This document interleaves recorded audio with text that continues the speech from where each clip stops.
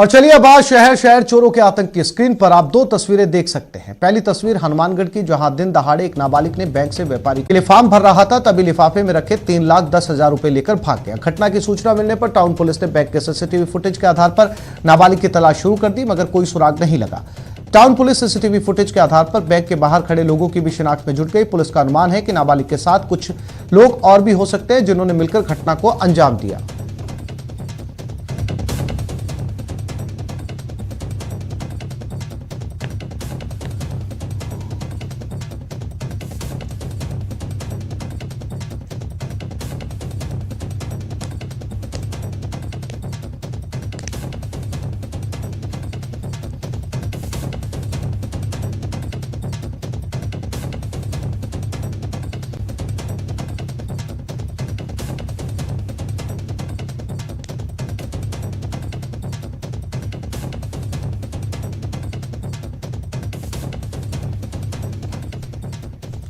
और अब बात सिरोही की। शिवगंज शहर में आज एक ऐसी घटना सामने आई जिसने सभी को हैरानी में डाल दिया। चोर छत तोड़कर बैंक में दाखिल हुए। इसके बाद बैंक के लॉकर्स में रखा बेशकीमती सामान पार कर दिया।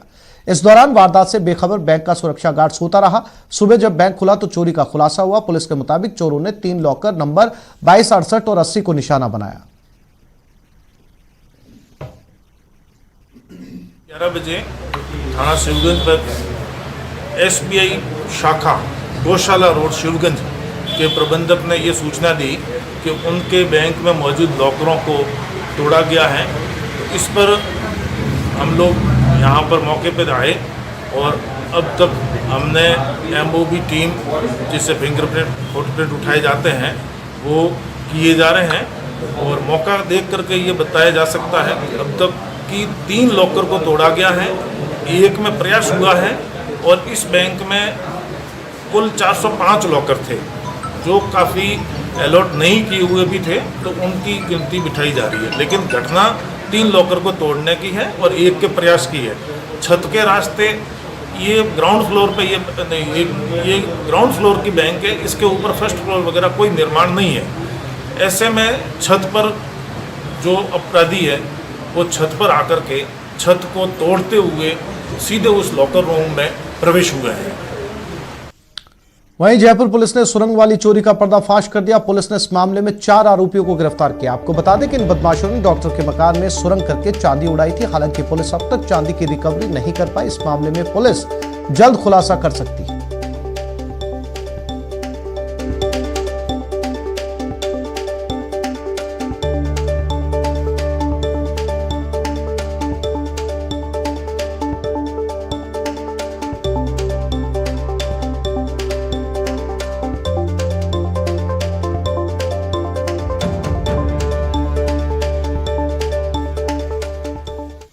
भरतपुर के गांव गदरबास में 3 लोगों ने एक महिला की हत्या कर दी। सूचना मिलने पर गोपालगढ़ पुलिस मौके पर पहुंची और शव को कब्जे में लेकर पोस्टमार्टम के लिए भेजा।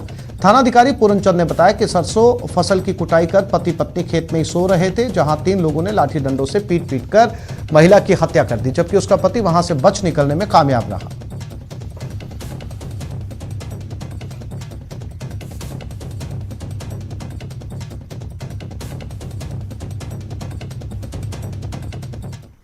FSL टीम और डॉग स्क्वाड और FSL टीम को तलब कराया।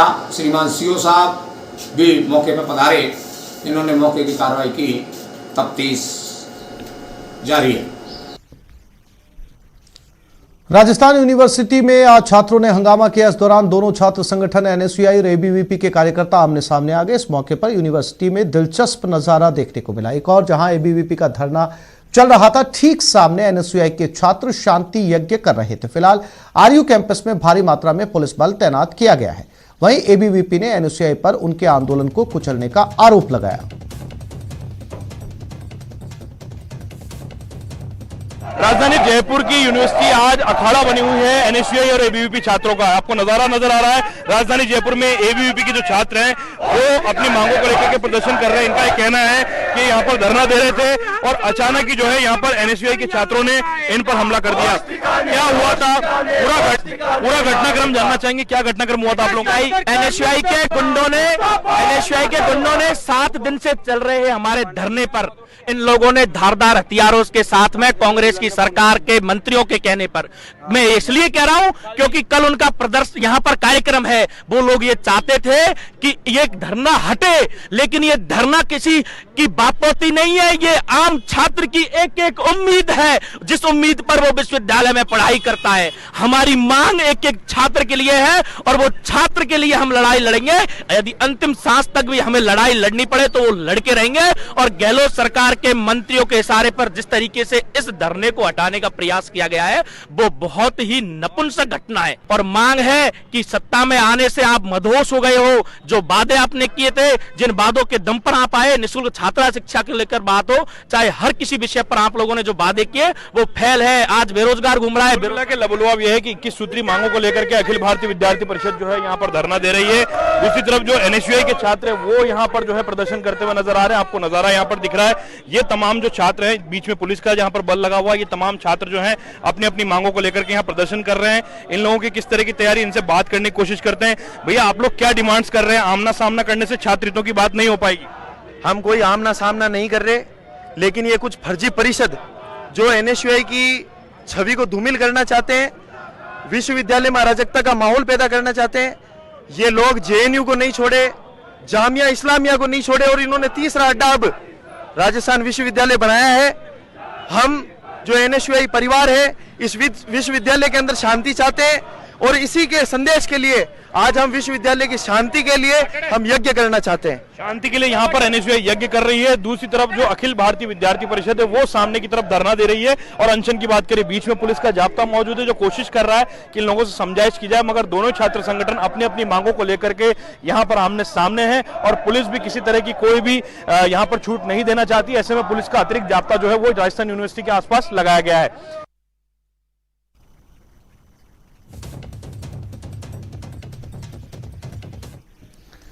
प्रदेश में पटवारी आज पेन डाउन हड़ताल पर चले गए। पटवारी आगे 4 दिन यानी 4 मार्च तक पेन डाउन हड़ताल पर रहेंगे। इस दौरान पटवारी अपनी अपनी तहसीलों में हाजिर तो रहेंगे, लेकिन ना तो ऑनलाइन काम करेंगे, ना ही ऑफलाइन, और ना ही किसी कागज पर हस्ताक्षर करेंगे।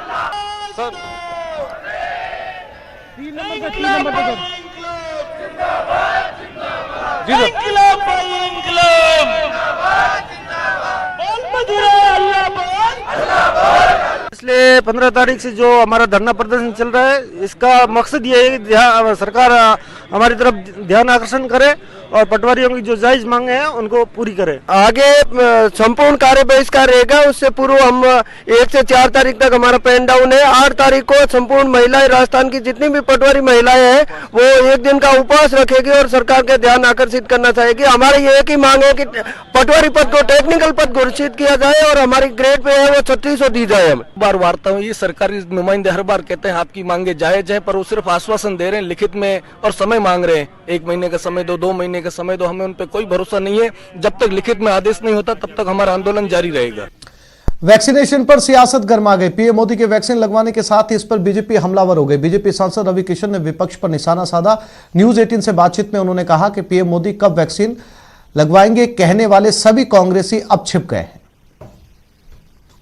सांसद रवि किशन जयपुर पहुंचे हैं। जयपुर में पार्टी का कार्यक्रम भी है और एक अन्य कार्यक्रम के सिलसिले में भी यहाँ पर पहुंचे, लेकिन इस वक्त उनसे बात कर लेते हैं। आज प्रधानमंत्री नरेंद्र मोदी ने वैक्सीन लगवाई है, बहुत बड़ा संदेश दिया तमाम उन लोगों को जो वैक्सीन को लेकर अलग अलग तरह की चर्चा कर रहे थे। न्यूज़ 18 के सभी दर्शकों को मैं ढेर सारी शुभकामनाएं देता हूं कि जो विपक्षी हमारे प्रधानमंत्री जी से बार बार पूछ रहे थे, खासकर कांग्रेस और उनकी दूसरी विपक्षी पार्टियां, कि कब आप लगाएंगे, तो जैसे आज 60 साल से उम्र दराज के लोगों को लगाने का था, तो 6 बजे जाके हमारे यशस्वी प्रधानमंत्री जी ने लगा दिया। तो देश को ढेर सारी शुभकामनाएं इस बात को लेके कि स्वदेशी अपने देश का ही कोविड वैक्सीन लगाएं।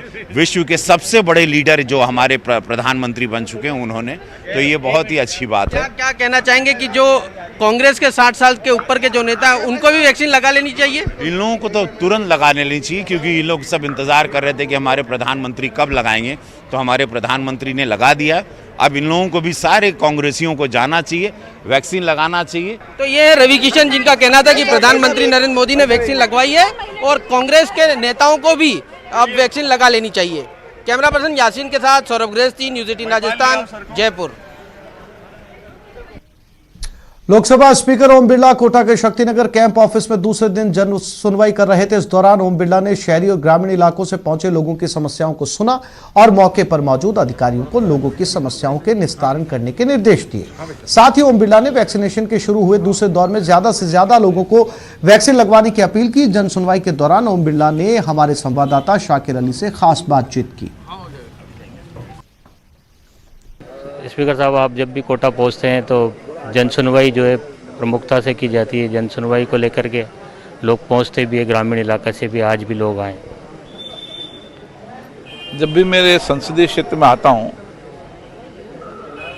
तो लोगों से मुलाकात करता हूं, गांव में, शहर में, कभी उनके गांव में जाकर मुलाकात करता हूं। सुख दुख में भी भागीदार होते हैं। हमारी कोशिश रहती है कि हम किस तरीके से लोगों के अभाव और समस्या को समाधान कर सकें, उनके साथ मिलकर उनके साथ उनकी प्रॉब्लम को सोल्व कर सकें। क्योंकि संसदीय क्षेत्र में गांव भी आते हैं, शहर भी आते हैं, तो कोशिश होती है कि किस तरीके से गांव में आधारभूत ढांचे का विकास करके मूलभूत सुविधाएं लोगों को मिले। इसके विकास संबंधी चर्चा भी समय समय पर करते रहते हैं। एक जनप्रतिनिधि का ये दायित्व होता है कि वो अपने इलाके के साथ मिले जुले, उनकी समस्याओं का समाधान करे और किस तरीके से उसके सहयोगी के रूप में हो सकता है, वो दायित्व उसको निभाना चाहिए। हमारी भी कोशिश यही रहती है कि एक संसद सदस्य के रूप में, एक लोकसभा स्पीकर के रूप में कैसे हम लोगों की समस्या का समाधान कर सकते हैं, उसके प्रयास करें। आज वैक्सीनेशन का फेज शुरू हुआ है, बुजुर्गों को और उनको वैक्सीनेशन किया जा रहा है। आपकी तरफ से किस तरह से देशवासियों से अपील है? सरकार ने एक अच्छा प्रयास किया है कि कोरोना संक्रमण वायरस को हमें पूर्ण रूप से अगर समाप्त करना होगा तो वैक्सीन इसका एकमात्र विकल्प उपाय है। सरकार ने अपनी नीति कार्यक्रमों के तहत पहले वो फ्रंट वर्कर जो लगातार कोरोना लोगों की सेवा कर रहे हैं, उनके फर्स्ट डोज और सेकंड डोज लगाई है। अब उन लोगों के जो 50 साल से ऊपर हैं या 45 साल से ऊपर हैं लेकिन उनके कुछ न कुछ गंभीर बीमारी है, उनके लिए सरकार ने सरकारी स्तर भी और निजी स्तर पर दोनों तरफ से वैक्सीन लगाकर एक बड़ा व्यापक अभियान शुरुआत किया। शाकिर अली, न्यूज़ 18 कोटा। बुलेटिन में आगे बात विधानसभा में महासंग्राम की।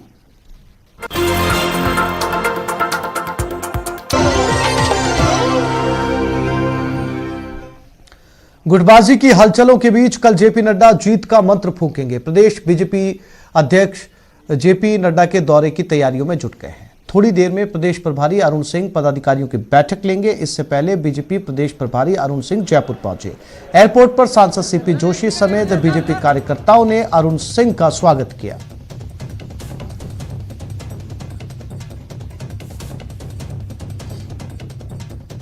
बड़ा यहाँ पे मैं देख रहा हूँ कि बहुत जोरदार तरीके से उनका स्वागत अभिनंदन किया जाएगा। और राष्ट्रीय अध्यक्ष बनने के बाद पहली बार आ रहे हैं, पहली बार राष्ट्रीय अध्यक्ष बनने के बाद राजस्थान में आ रहे हैं। वो भी जयपुर में कार्यकर्ताओं में काफ़ी उत्सुकता है और वह प्रदेश कार्य समिति को कल संबोधित करेंगी। अच्छा कार्यक्रम रहेगा और कार्यकर्ताओं में अच्छा उत्साह है, उसके लिए पूरी तैयारी है। सत्र में बजट भाषण पर हंगामा होने की उम्मीद थी और वैसा ही हुआ। सदन में इतना हंगामा हुआ कि स्पीकर सीपी जोशी नाराज हो गए और वासुदेव देवनानी को सदन से निष्कासित कर दिया। आसन के सम्मान पर संग्राम, देवनानी स्पीकर में बहस, एक्शन में स्पीकर सीपी जोशी, देवनानी आउट, विपक्ष का walkout.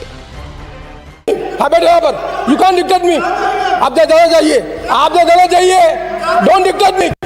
Kataria ji, I will not allow it, Kataria ji, I will not allow it, I will let, I will not tolerate it. ये तीसरे शाम का मैं बैठा भी नहीं हूँ और आप खड़ा के डिक्टेट करना चाहते हैं। आई will not be dictated, do what you like, I will name you, please go outside बाहर जाइए। स्पीकर सीपी जोशी का सदन में ऐसा एक्शन कोई नया नहीं है। सोमवार को सदन के शुरू होते ही स्पीकर जोशी देवनानी पर जमकर बरसे।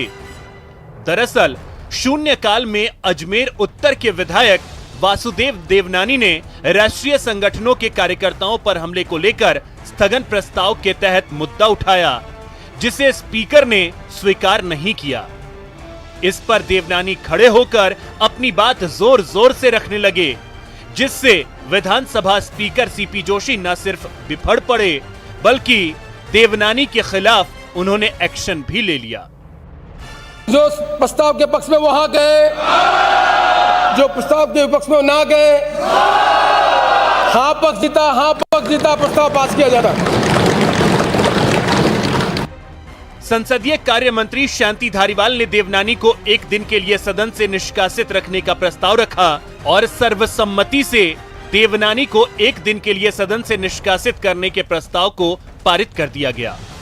देवनानी ने जिस तरीके से यहाँ पर जो है प्रदर्शन किया है, अपना विरोध का प्रदर्शन इस तरीके से नहीं होता, और जिस तरीके से जो है हरकत की गई है, मैं प्रस्ताव करता हूं आपसे कि इनको आज के लिए कम से कम हाउस से निकाला जाए, और निकालने के बाद भी कल इनकी एंट्री माफी मांगने के बाद में ही हो पाएगी, वरना नहीं हो पाएगी। इस मामले में नेता प्रतिपक्ष गुलाब चंद कटारिया ने दखल दिया और स्पीकर से देवनानी को निष्कासित न करने के लिए विचार करने की अपील भी की, लेकिन स्पीकर नहीं माने।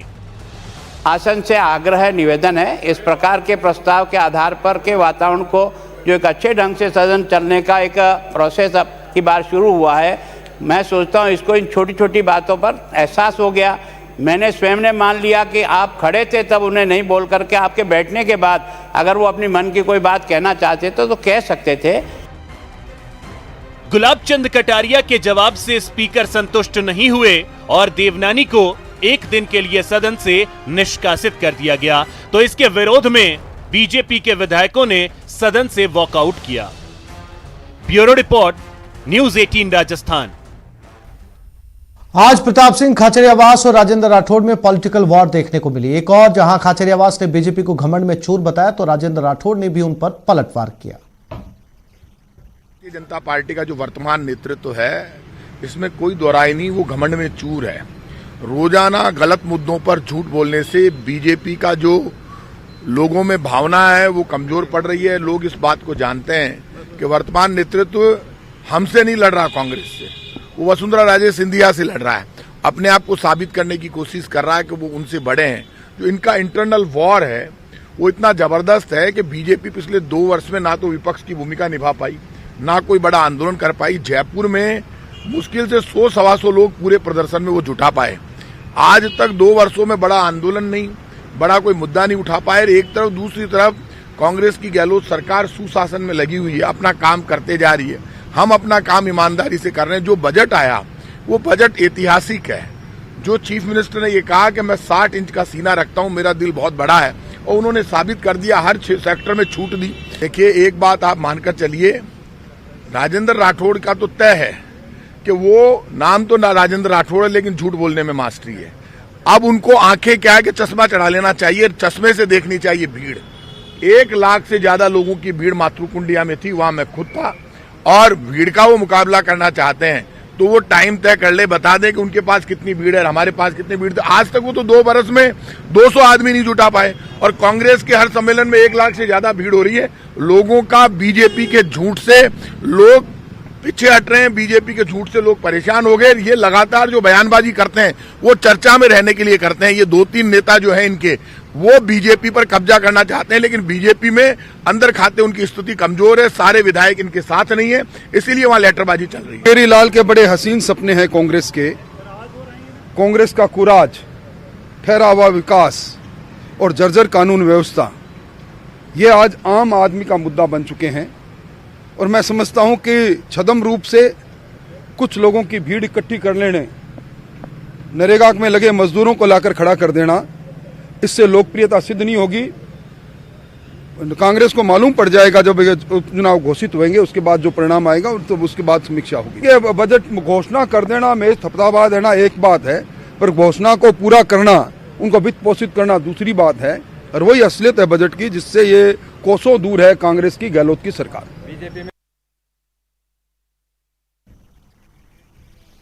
एक जीनियस की पहचान छोटी उम्र से ही हो जाती है। इन्होंने कमाल छोटी उम्र से ही दिखाना शुरू कर दिया। नेटवर्क 18 की इस खास पहल में ऐसे कुछ जीनियस से आपको रूबरू करवा रहे हैं। बायजूस यंग जीनियस में पिछले हफ्ते आप मिले olympiad exam expert Siddharth Kumar Gopal और अंडर 15 टेबल टेनिस चैंपियन सुहाना सैनी से।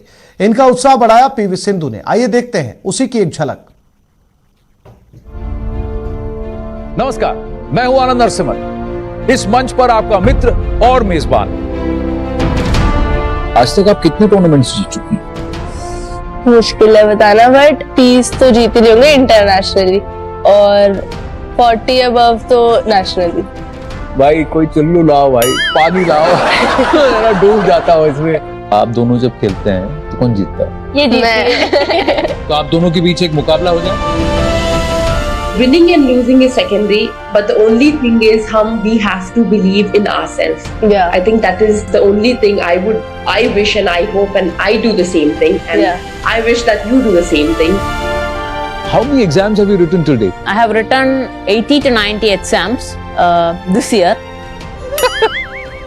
80 to 90 exams this year. My God, you just love writing exams. Yes. There are no shortcuts to success. May you excel in the field of academics and make our country proud. You love academics. Yes. पढ़ाई में अच्छे हैं आप, olympiad जीत चुके हैं. You very good in debate and elocution also. Yes, sir. You write essays. Yes, sir. You play the piano. Yes, sir. You play chess. Yes, sir. You are a quizzer also. Yes, sir. And you know German also. Yes, sir. I did till A2 examination and is currently pursuing B1. Plus you have written 80 to 90 exams. Yes, sir. तुम इधर आओ और गले मिलो आप मुझसे।